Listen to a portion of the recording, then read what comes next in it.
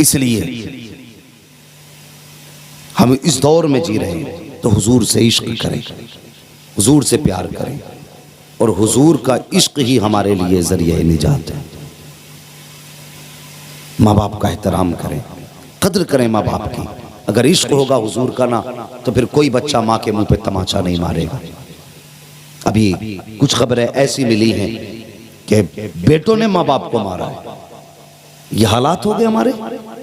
हम अपने बाप पे हाथ उठा रहे हैं, अपनी माँ पे हाथ उठा रहे हैं। हाथ उठाना तो बहुत बड़ी बात है, उनके आगे नजरें उठाने तक की इजाजत नहीं है। नजरें उठाने तक की इजाजत नहीं। घूमा फिर रहा है, दुकान में बरकत नहीं हो रही, मौलाना कोई तावीज दे दो, कोई डोरी दे दो। ओ भाई, तावीज डोरी बाद में ले, जरा दिल पे हाथ रख के बता, घर से आया था तो माँ को सलाम करके आया था? अगर अभी मैं इस प्रोग्राम में हाथ उठवा लूं उन लोगों से कि जो माँ से मोहब्बत करते, तो यकीनन एक एक करके सब उठा देंगे। और अगर ये पूछ लूं कि कितने लोग माँ से इजाजत लेके आए हैं, तो शायद गिनती के कुछ हाथ उठ पाए, शायद कह रहा हूं वो भी, वरना वो भी नहीं उठेंगे। हुजूर से इश्क करते हो तो एहतराम वैसे करो ना मेरे हुजूर ने जैसे सिखाया। जैसा प्यार मेरे हुजूर ने सिखाया वैसा प्यार करो। अल्लाह अकबर। वो लोगों, माँ बाप होते हैं, नौजवानों, माँ बाप होते हैं। ये कितनी बड़ी दौलत है, कभी ये चले जाएं तब पता चलेगा कि हमने क्या खो दिया है। उनसे पूछो जिनके सर पे बाप का साया नहीं है, उनकी जिंदगी कैसी गुजरा करती है। मेरे बच्चों, कभी भी माँ बाप को तंग ना किया करो, अपनी ख्वाहिशात के लिए माँ बाप को जलील ना किया करो, उनके आगे अकल के खड़े ना हुआ करो। अगर कामयाबी चाहते हो उनके फरमान पे गर्दन झुका दिया करो। जिसमें बाप राजी उसमें तुम राजी हो जाया करो। फिर देखो खुदा की कसम, अल्लाह जिंदगी में कितनी बहारें देता है। दुकान खोलोगे माँ की दुआएं शामिल होंगी, घर से चलोगे माँ की दुआएं शामिल होंगी, बिजनेस करोगे माँ की दुआएं शामिल होंगी, कोई भी कारोबार करोगे बाप की दुआएं शामिल होंगी। जब ये दुआएं तुम्हारे साथ में हर हाल में रहेगी तो हिम्मत नहीं मुसीबतें तुम्हारे पास आ जाएं, आफतें तुम्हारा दरवाजा देख लें। मैंने सुना है और पढ़ा भी है, जब माँ दुआ के लिए बैठती है तो उसकी अकेली की दुआ अगर उसके मुकाबले में 70 वली बैठ करके एक बंदे के लिए बद्दुआ करने बैठ जाएं और एक माँ दुआ करने बैठ जाए तो 70 वलियों की दुआ कुछ बिगाड़ नहीं सकती है। एक माँ की दुआ कश्ती को भंवर से निकाल के किनारे लगा दे।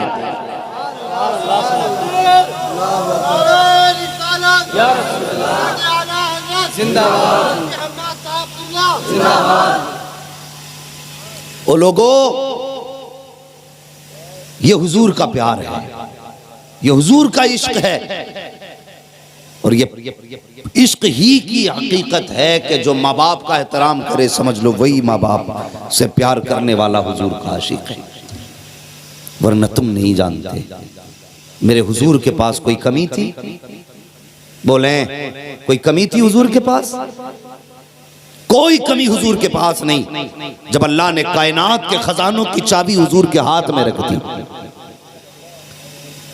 हुजूर के हाथ में रख दी, महबूब जो चाहे जिसे चाहे दे, इशारा तेरा होगा खजाना मेरा होगा। इतनी पावर दे के सब कुछ दिया, तो फिर कोई कमी?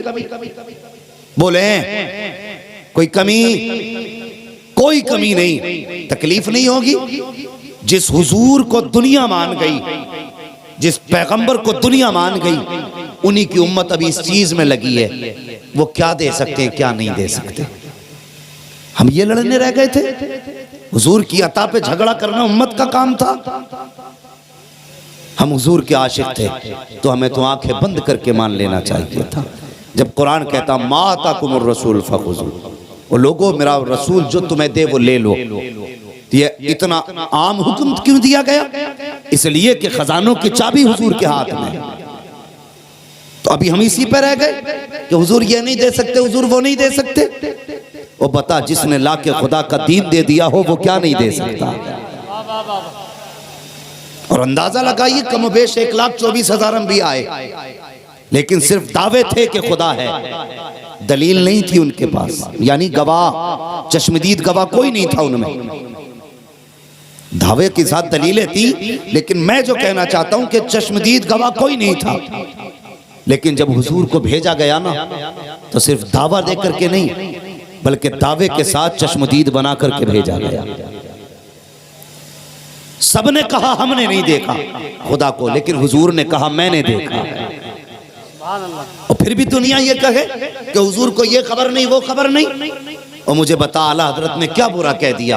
आला हजरत ने यही बात तो कही है, और कोई गैब क्या तुमसे निहा हो भला, जब ना खुदा ही छुपा तुम पे करोड़ों दुरूद। और जिस जात से खुदा ना छुपा उससे और क्या छुप सकता है। तो आज उम्मत को ये दिन देखने थे कि हुजूर को ये नहीं आता, हुजूर को वो नहीं आता। उनके इल्म में तनकीस करना, उनकी जात को झुकाना नहीं तो और क्या है। ये इश्क की कौन सी हकीकत है? हम नबी के इल्म को कम बताएं, नबी की बिनाई को कम बताएं। इश्क ये नहीं, इश्क ये है कि एक आशिक हुजूर के जब उनको तख्ते दार पे चढ़ाया गया तो उनके बदन में नेज़े भोंके गए, बर्छियां गाड़ी गई, तड़पा तड़पा के मारने का प्लान था। उन्होंने फौरन सदा दी, या रसूल अल्लाह अपने आशिक का हाल देख लें। सहाबी की कहानी है, वो कहते या रसूल अल्लाह अपने आशिक का हाल देख लें। इतनी बात जब कही है ना, अल्लाह अकबर, वो कहाँ थे हुजूर कहाँ थे? खंजर चले किसी पे तड़पते हैं हम अमीर, सारे जहां का दर्द हमारे जिगर में है। उन्होंने आवाज दी, हुजूर अपनी जगह से उठे और सामने वाली पहाड़ी पे आके खड़े हो गए। फिर उनके नेज़े लगते रहे, तीर लगते रहे, वो मुस्कुराते रहे। पूछा गया इतने जख्मों पे भी मुस्कुरा रखे को? तो उन्होंने कहा था जब सामने जाने जाना हो तो दर्द का एहसास ही नहीं होता। ये इश्क था उनका, और वो जानते थे, वो जानते थे कि हम हुजूर को आवाज देंगे तो हुजूर सुनेंगे, हुजूर को आवाज देंगे तो हुजूर हमारी सदा को सुनेंगे। वो इस बात को जानते थे। आज हम इस बात में झगड़ा कर रहे हैं। खुदा के वास्ते अब ये झगड़े खत्म करो, हुजूर को जैसा मानने का हक है वैसे मानना, वरना झगड़ा हमारा भी किसी से नहीं है। किसी ने जमीन हमारी नहीं हड़पी है, किसी ने जायदाद पे कब्जा नहीं किया है। तकलीफ इस बात की है उम्मत आज तक इसी में लड़ती रह गई। हुजूर को क्या खबर है क्या नहीं। अगर खबर ना होती तो हजारों बरस पहले कयामत की निशानियां बता देते। अगर खबर ना होती तो कयामत कब आएगी ये हुजूर बता देते। वो भी तो कह देते कि इसका इल्म सिर्फ अल्लाह को है, मैं नहीं जानता। लेकिन जो निशानियां बता रहा है वो कयामत कब आएगी ये भी बता रहा है। इसलिए खुदा रहा हुजूर की जात पे झगड़ा ना करो, हुजूर की जात पे झगड़ा ना करो। हुजूर की जात झगड़े के लिए नहीं, हुजूर की जात इत्तेहाद के लिए, हुजूर की जात इत्तेफाक के लिए है।